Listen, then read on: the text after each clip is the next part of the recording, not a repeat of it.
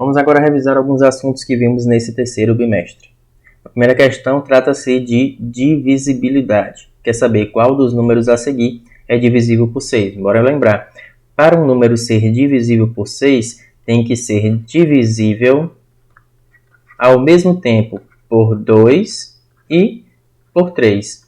E para ser por 2, o número tem que ser par. Para ser por 3, a soma dos algarismos tem que ser divisível por 3. Então, para ser divisível por 6, tem que atender essas duas condições, ser par e a soma dos algarismos deste número tem que ser divisível por 3. Então, vamos lá. Então, todos aqui são pares, então todos são divisíveis por 2. Então, essa condição de ser divisível por 2 já está alcançada. Vamos agora ver quais são divisíveis por 3. Basta a gente somar. Vamos pegar aqui, ó, 1 mais 6 é igual a 7. 7 é divisível por 3? Não. Então, a gente vai eliminar essa primeira aqui, a letra A.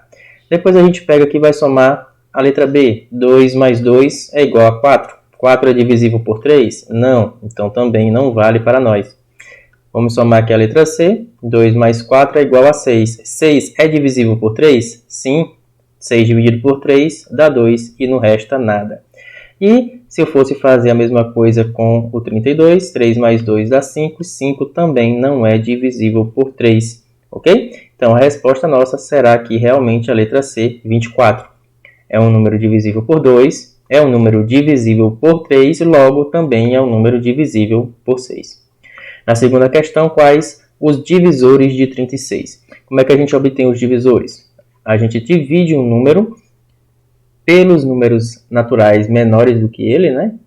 E a gente vê se o resto é igual a zero. Como a gente não pode dividir um número por zero, a gente começa por 1. 36 dividido por 1 dá 36. Todo mundo sabe que todos os números são divisíveis por 1. E a dica é, toda vez que você dividir, coloca o resultado lá em cima. 36 é divisível por 1. Por quê? Porque 36 dividido por 1 dá 36. 36 é divisível por 2? Sim, todo número par é divisível por 2. Então, 36 é por 2, coloca ele na lista dos divisores. Então, 36 dividido por 2 dá 18. Opa, vamos colocar aqui com essa cor para ficar melhor. Então, dá 18. 36 é por 3? Só somar. 3 mais 6 dá 9. Então, é por 3. Então, 36 é por 3. 36 dividido por 3, nós acharíamos 12. 36 é por 4? Sim. 36 dividido por 4 é igual a 9. 36 é por 5? Não. Todo número divisível por 5 é terminado em 0 ou 5. E aqui, 36 é terminado em 6, então não é divisível por 5. Então passa para o próximo. 36 é divisível por 6? Sim. 36 dividido por 6, quando eu for fazer a divisão, dá 6 e sobra 0. Então 36 é divisível por 6 e o resultado dá 6. Olha o que acontece. Repetir o número embaixo e em cima. E a dica é, toda vez que acontecer isso, você repete voltando o resultado das divisões. Então, os próximos divisores são 9. Vamos fazer aqui, ó, voltando, o próximo é o 9, o 12, o 18 e o 36. Então, basta a gente completar com esses valores. 9, 12, 18 e 36. Qual a alternativa que a gente encontra isso é na letra C. 1, 2, 3, 4, 6, 9, 12, 18 e 36 são divisores de 36. E ainda mais, você tem que verificar dessa forma, de fora para dentro, tem que dar 36. Ó. 1 vezes 6, 36. 2 vezes 18, 36.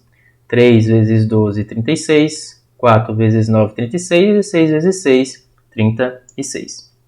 Na terceira questão, João iniciou um tratamento onde passará a medir sua pressão a cada 12 horas e sua glicose a cada 16 horas. Sabendo que iniciou medindo ao mesmo tempo sua pressão e glicose, após quantas horas João fará essas medições simultaneamente? Então, ó, ele tem duas coisas que ele tem que ficar medindo periodicamente, né? Que é a sua pressão e a sua glicose. E ele começou a medir ao mesmo tempo a pressão e glicose e quer saber quando é que isso vai acontecer novamente. Isso, toda vez que acontecer uma questão semelhante a essa, de tanto em tantas horas a cada um período de tempo, isso se faz com MMC, para ver quando é que vai se repetir novamente. Então, basta a gente calcular o MMC de 12 e 16. Então, como é que a gente faz? Faz pelo método da decomposição. Por 2 dá 6, e aqui 8. Por 2, 3, 4. Por 2 ainda pode o 4, então repete o 3 que não pode. 4 dividido por 2 dá 2. Por 2 ainda dá, 3 não pode por 2, repete. 2 dividido por 2 dá 1. E agora que nós só temos números primos, né? O 3 que é primo, quer dizer, o 1 não. O 1 quando chega no 1 a gente para. 3 dividido por 3 dá 1. E repete o 1. Esses valores aqui que obtemos do lado direito, esses números primos que obtemos do lado direito, nós multiplicamos e obtemos o MMC. 2 vezes 2 dá 4. 4 vezes 2, 8. 8 vezes 2, 16. 16 vezes 3 dá 48. Então, o MMC entre 12 e 16 é igual a 48. O que isso quer dizer? Que João vai medir simultaneamente sua pressão e glicose após 48 horas. Resposta letra D. Na quarta questão, o professor Lucas ministra aula para 2 turmas do 7º ano. Uma com 36 alunos e outra com 48 alunos. Ele irá distribuir igualmente os alunos da mesma turma em grupos com maior quantidade possível. Então, pessoal, distribuir igualmente e maior quantidade possível, quando você ouvir essa parte aí de divisão e maior quantidade possível, nós calculamos o MDC, máximo divisor comum. No caso aí entre os alunos das 2 turmas, 36 e 48. E qual é a diferença entre MMC e o MDC, quando a gente vai calcular? Que a gente só vai multiplicar os divisores de ambos os valores ao mesmo tempo. Por exemplo, aqui a gente pode ver que 36 e 48 são pares, então eles são divisíveis por 2. Então eu vou dividir os dois ao mesmo tempo. A dica é seleciona esse que está dividindo os dois ao mesmo tempo, tá bom? 36 dividido por 2 dá 18, 48 dividido por 2 dá 24. Os dois ainda podem por 2, então você coloca o 2 aqui e seleciona ele, tá bom? 18 dividido por 2 dá 9, 24 por 2 dá 12. Então veja agora que por 2 só pode o 12. Então eu vou dividir o 12 por 2, normalmente como a gente faria com o MMC na decomposição de fatores primos, mas eu não vou selecionar esse 2 aqui, porque ele só divide o 12 e não divide o 9, tá bom? Então repete o 9, 12 dividido por 2 dá 6. Ainda pode por 2 o 6. Então repete o 9, 6 dividido por 2 dá 3. Veja agora que nenhum pode por 2, então passa para o próximo primo, que é o 3. Os dois podem ser por 3, então coloca o 3 e seleciona ele. 9 dividido por 3 dá 3, 3 dividido por 3 dá 1. E veja agora que só sobrou este 3 para ser dividido pelo próprio 3. 3 dividido por 3 dá 1 e repete o próprio 1. Como não dividir os dois ao mesmo tempo, não seleciona.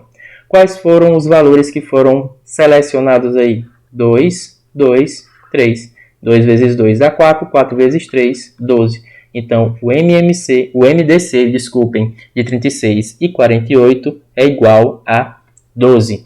E ele pergunta o quê? Quantos grupos serão formados? Então, veja que ele vai dividir a turma em uma mesma quantidade, né? E tem que ser a maior possível. Então, para que isso ocorra, ele vai dividir aí os alunos em grupos de 12. No caso da primeira turma, vão ter 3 de 12 alunos. E na segunda turma, terão 4 de 12 alunos. Por quê? Porque 3 vezes 12 dá 36, 4 vezes 12 dá 48. Então, assim que a gente vai encontrar a quantidade de grupos. Então, nós temos quantos grupos aí? 3 mais 4. No total, nós vamos ter 7 grupos. E percebam aí que não tem gabarito. Então, o gabarito é aí a letra E. 7 grupos serão formados, cada um com 12 alunos. 3 grupos de 12 na primeira turma e 4 grupos de 12 na segunda turma. Na quinta questão, qual dos números a seguir é composto? O que é um número composto? É um número que não é primo. O número primo é aquele que tem apenas 2 divisores, o número 1 e ele mesmo. Então, esse número que não é primo é chamado de composto. Ele tem mais de 2 divisores, além do 1. E dele mesmo tem outro número que que divide ele e deixa o resto igual a zero. Então, por exemplo, 2 é primo, os divisores só é 1 e 2. 11 é primo, os divisores dele é 1 e 11. 19 também é primo. Os únicos números que dividem ele e deixa o resto igual a zero é o 1 e o próprio 19. Então, sobrou quem para ser composto? A letra C, que é o número 15. Se eu pegar os divisores de 15, são quem? São os números 1, 3, 5 e 15. Então, percebo que tem 4 divisores. 2, que é ele mesmo, e o 1. E além deles, 2, tem o 3 e o 5, ok? Então, por isso que esse número 15 é um número composto. Na sexta questão, Lucas possui o triplo da idade de seu filho mais velho. Sabendo que a soma das idades de Lucas e seu filho mais velho é igual a 36, qual equação representa essa situação? Então, perceba o seguinte. Lucas tem o triplo da idade do seu filho. Só que eu não sei qual é a idade do filho, então eu vou chamar aqui a idade do filho de Lucas, a idade do filho de X. Então, se a idade do filho de X, a idade de Lucas vai ser quanto? Disse que é o triplo, então é 3x. E disse o seguinte, que se eu somar as idades de Lucas, que é 3x, que a gente acabou de ver, mais a idade do filho, que é x, tem que dar 36. E a gente encontra isso na letra B. Na sétima questão, para a gente resolver uma equação do primeiro grau. Então, como é que a gente resolve? Eu vou colocar aqui do lado para ficar mais visível para nós. 5x menos 15 igual a 45. Qual é a intenção da gente resolver uma equação do primeiro grau? É achar o valor da incógnita, da letra que a gente não conhece o resultado. Então, para isso, a gente vai fazendo as operações inversas. A gente quer isolar o x. E isolar é passar tudo para o outro lado. Para fazer isso, a gente faz as operações inversas. Menos 15, então, para eu tirar esse 15, eu coloco mais 15 de um lado, mais 15 do outro. Menos 15 com mais 15 é zero. E vai ficar o quê? 5x no primeiro membro. E no segundo membro, 45 mais 15 dá 60. Para isolar o x, para deixar ele só, eu tenho que tirar o 5 daqui. Se ele está multiplicando o x, então eu tenho que fazer a operação inversa da multiplicação, que é a divisão. 5 dividido por 5 dá 1. Aí vai ficar só o x no primeiro membro. E no segundo membro, nós temos 60 dividido por 5, que dá 12. Então, o resultado aí da sétima questão é a letra B, x igual a 12. Na oitava, qual é a medida do ângulo interno de um pentágono regular? Então, para eu saber quanto é a medida desse ângulo interno, eu tenho que saber a soma. Porque na hora que eu souber a soma dos ângulos internos de um pentágono regular, basta dividir por 5, porque ele vai ter 5 ângulos internos e todos vão ter a mesma medida, porque quando eu tenho um polígono chamado de regular, ele possui lados congruentes e também ângulos internos e externos congruentes. Então, como é que eu faço para obter?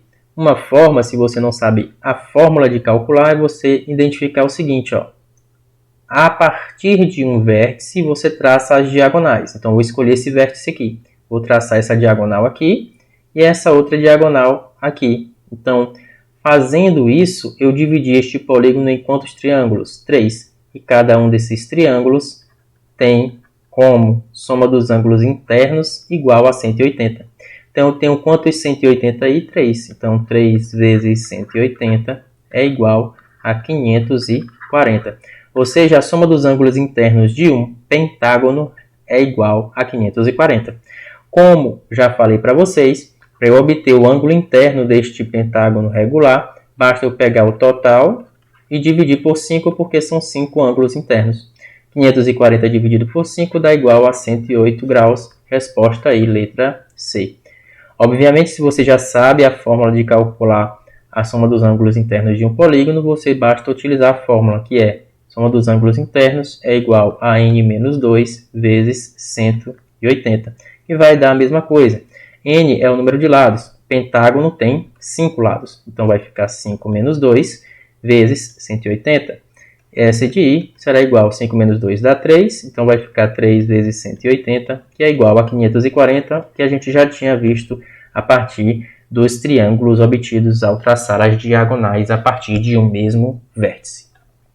Na nona questão, nós temos aí essa piscina e quer saber o volume dessa piscina. Veja que essa piscina é em forma de um paralelepípedo. E para calcular o volume de um paralelepípedo, basta multiplicar suas dimensões. Então aqui basta multiplicar 3 metros vezes 4 metros vezes 1 metro. 3 vezes 4 dá 12, 12 vezes 1 é igual a 12. Metro vezes metro é igual a metro ao cubo. Então o volume dessa piscina é igual a 12 metros cúbicos. Letra D. Na 10ª questão, em um baralho comum, cada naipe é composto por 13 cartas, sendo 4 letras e 9 números. Ao colocar todas as cartas de um único naipe em um saco, qual a probabilidade de se retirar uma letra? Então, veja, botou só de um naipe. Então, o total de cartas aí será igual a 13, porque botou só de um naipe. Dessas cartas, nós temos 4 letras e 9 números. Qual é a probabilidade de obter apenas uma letra? Então, como é que a gente calcula a probabilidade? É o número de casos favoráveis, que fica no numerador, dividido pelo número total de casos, que fica no denominador. O número total de casos é a quantidade de um naipe, que está aqui, ó, 13. E o número de casos favoráveis que ele pede é que seja letra. Nós temos quantas letras? Temos 4. Então, esse 4 fica no numerador. Então, a probabilidade de sair letra vai ser igual a 4 sobre 13. Resposta aí encontrada na letra C. Então, meus amigos, ficamos por aqui. Um grande abraço e até mais.